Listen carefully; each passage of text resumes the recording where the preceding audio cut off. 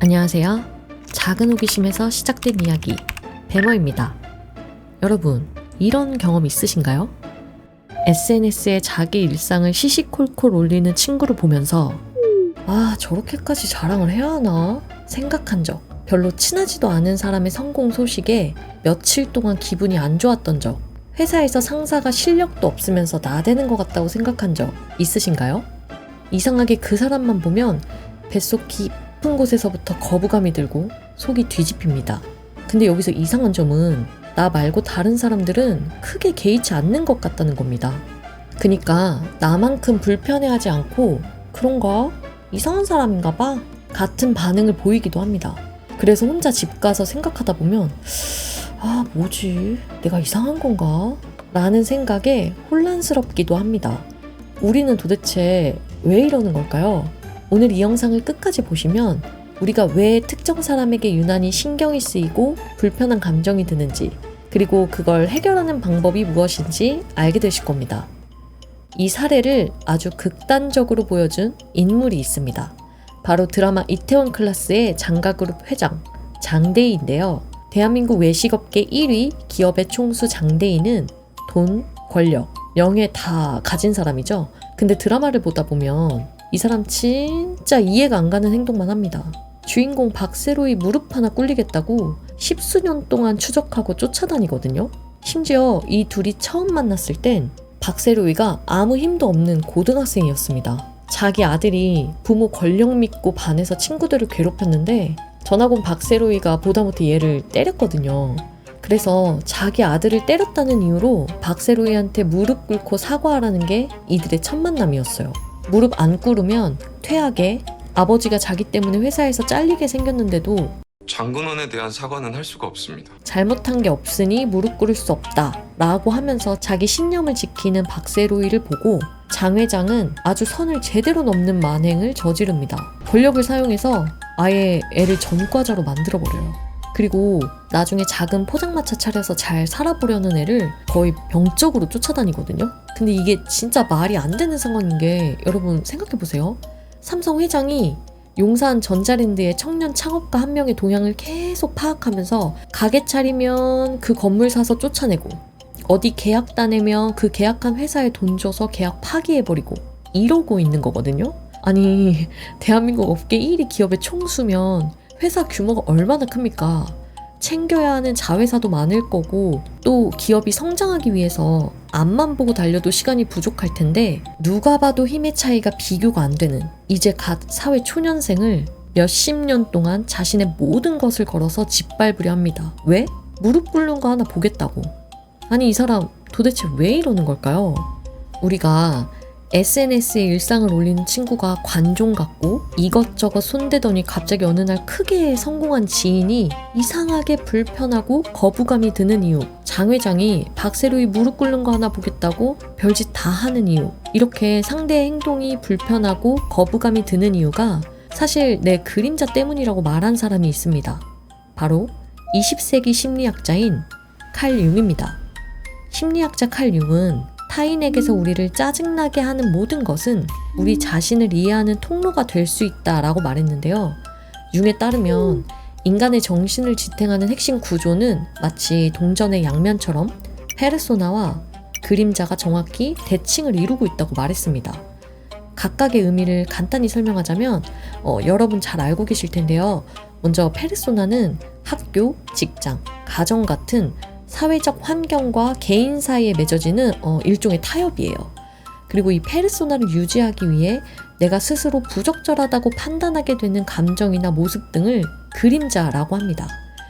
쉽게 설명하자면 페르소나는 학교에서 인기 많은 친구, 직장에서 능력치 만렙 직원, 집에서는 혼자서도 잘하는 착한 딸처럼 내가 사회에 보여주고 싶은 이상적인 나의 모습이거나, 아니면 반대로 사회가 나에게 기대하는 역할이나 모습을 말해요. 그림자는 그런 모습을 유지하기 위해 내가 감추거나 억누르는 열등감, 본능, 욕망 같은 거라고 할 수 있습니다. 그런데 그림자 안에 나쁜 것만 들어있는 건 아니에요. 내가 포기한 재능, 눌러놓은 열정, 표현 못한 욕망도 다 포함됩니다. 장대희 회장을 예로 들면 이득이 없다면 소신과 패기는 고집과 객기일 뿐이야 가 명대사일 정도로 대한민국 업계 1위 기업을 유지하는 권력 쩌는 회장 페르소나를 위해서 그동안 소신과 젊은 패기, 열정 같은 것들을 억눌렀을 겁니다. 아무래도 기업이 성장하려면 소신을 지키기보다는 투자자나 클라이언트의 요구에 맞춰야 했을 테니까요. 그런데 자기와는 다르게 이득이 없어도 소신을 지키는 박세로이를 보면서 그렇게 살지 못한 자신의 그림자를 투사한 거죠. 융은 투사는 내가 페르소나를 유지하려고 억누르고 참고 있는 것들을 남들이 아무런 제약도 억압도 없이 그냥 해버릴 때 일어난다고 말했습니다. 장대희라는 인물이 이걸 명확하게 보여준다고 생각하는데요. 대한민국 꼭대기에 앉은 사람이 인생 마지막까지 청년 무릎 하나에 미쳐있는 이유가 뭐겠어요. 자기는 소신, 그거 이득 없으면 고집이야 라면서 평생을 그렇게 자기를 설득하면서 살아왔는데 박세로이는 겨우 하나 손에 쥐고 있는 거 뺏기고 온갖 불이익 다 받으면서도 자기 소신대로 목표를 향해 갑니다. 그냥 다 해버려요. 마치 아무렇지 않은 것처럼 말이죠. 융이 말한 것처럼 이렇게 장 회장이 한때 억누르고 참았던 것을 아무렇지 않게 하는 박세로이를 보게 됐을 때 그때 자신의 그림자를 투사하게 된 거죠. 이때 장 회장은 박세로이가 뭐로 보였을까요? 그냥 건방진 꼬맹이로 보였을까요? 저는 아니라고 봅니다. 아마 박세로이가 자기한테 무릎 꿇고 잘못했다고 해야지만 자신의 인생 전체가 틀리지 않았다는 걸 증명하는 일이라고 생각하지 않았을까요? 내 인생을, 내 존재를 부정하지 않기 위해서는 얘가 잘못했다고 무릎을 꿇어야 하는 거죠. 그래서 장 회장이 그 오랜 시간 동안 이 미친 짓을 할 수 있었다고 생각합니다. 내가 그렇게 살아온 게 잘못된 게 아니라고 믿고 싶으니까요. 이렇게 투사가 지속되면 세상을 왜곡된 렌즈로 보게 되고 결국 내 삶의 주도권을 잃어버리게 됩니다. 내 기분이 좋아지려면 저 사람이 사라져야 되고 내가 편해지려면 저 사람이 망해야 돼요. 결국 내 감정을 내가 제일 싫어하는 사람이 결정하게 되는 겁니다. 와, 생각만 해도 너무 억울해. 이렇게 투사를 하는 동안 우리는 자기 삶의 주도권을 조금씩 잃어버립니다. 바꿀 수 없는 남을 바꾸려고 애쓰느라 정작 바꿀 수 있는 나 자신은 들여다보지 못한 채로요. 융은 자신의 그림자를 인정하고 받아들이는 과정, 즉 통합이 반드시 필요하다고 했습니다. 내가 외면하고 싶었던 모습까지 내 일부로 인정할 때 비로소 완성된다는 것이죠. 그럼 삶의 주도권을 남이 아니라 내가 쥐기 위해서 우리는 무엇을 해야 할까요? 지금부터 내 그림자를 받아들이는 방법 2가지를 알려드리겠습니다. 첫 번째, 그림자 찾기 노트 적어보기. 출근길에, 퇴근길에, 아무 때나 여유 시간이 있을 때 평소 제일 거슬렸던 사람 한 명 떠올리고 폰 메모장에 딱 3줄만 적어보는 거예요. 1번, 그 사람의 어떤 점이 거슬렸는지. 2번, 나에게 아무 손해가 없다면 그 사람의 행동을 나도 해보고 싶은지. 3번, 지금의 나는 왜 그걸 안 한 건지 또는 못 한 건지. 이렇게 딱 3줄만 적어보시면 내가 억누르고 있던 내 그림자가 무엇인지 알 수 있습니다.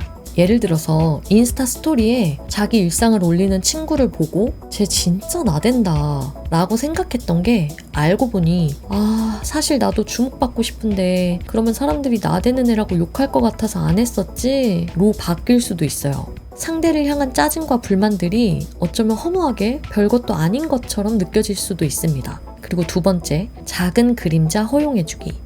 내가 평소에 누르고 사는 걸 아주 작은 사이즈로 한 번만 해보는 거예요. 거절 못하는 사람이면 사소한 부탁 하나 거절하기. 평소에 자랑 같은 거 잘 못하는 사람이면 오늘 좀 뿌듯한 거 친구한테 말해보기 같이요. 시도하기 가벼운 것일수록 좋아요. 그리고 막상 시도해보면 헛웃음 나실걸요? 왜냐하면 생각보다 별거 아닐 수도 있거든요. 제 경험을 예시로 들려드릴게요. 저 같은 경우는 다른 사람들한테 힘들다, 도와달라 이런 말을 잘 못해요. 그런 말을 하면 내가 되게 약하고 능력 없는 사람같이 느껴지더라고요.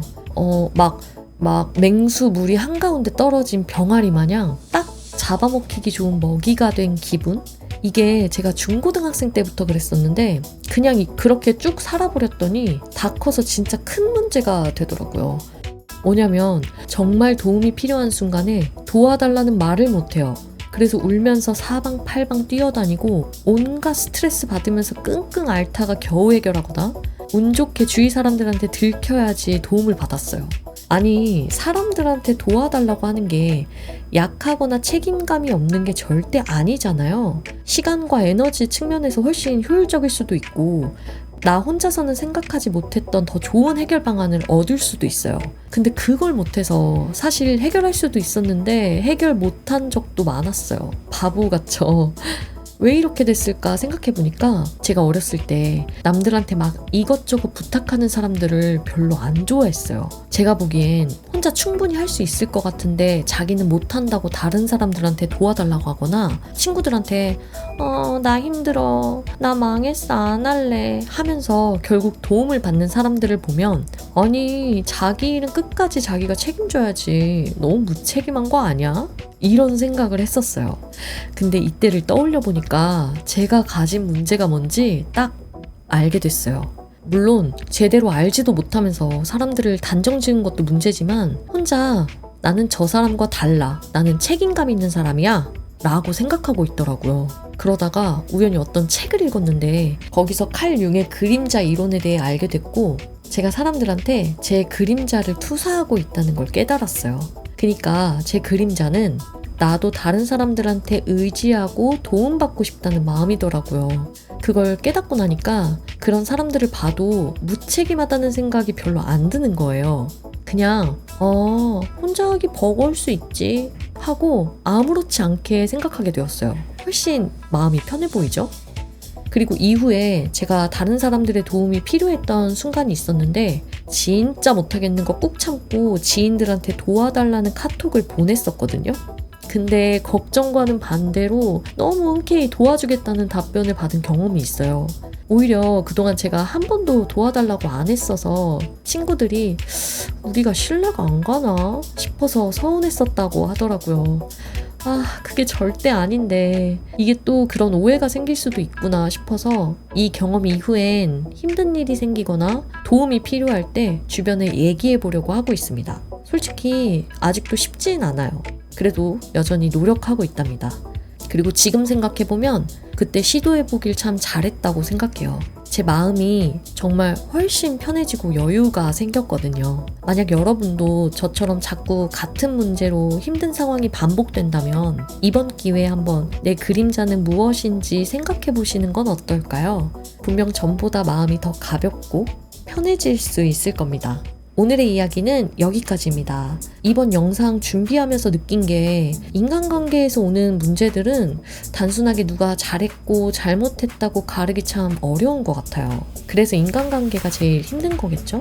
그래도 다행인 건 내가 좀 덜 상처받을 수 있는 방법은 얼마든지 우리가 선택할 수 있다고 생각합니다. 우리 마음만은 여유롭게 살아보자고요. 저도 그럴 수 있도록 꾸준히 노력해보겠습니다. 자, 오늘의 이야기를 듣고 유난히 거슬렸던 사람이 떠올랐다면 어떤 점이 거슬렸었는지 댓글에 적어보시고 그렇게 한 걸음, 나를 위한 걸음을 시작하시길 바라겠습니다. 오늘도 여러분이 조금 더 자신에 대해 알 수 있는 기회가 되었길 바라고 영상이 도움이 되셨다면 구독과 좋아요도 부탁드릴게요. 그럼 앞으로도 스스로를 이해할 수 있는 좋은 방법을 찾으면 여러분과 공유하도록 하겠습니다. 지금까지 작은 호기심에서 시작된 이야기 배마였습니다.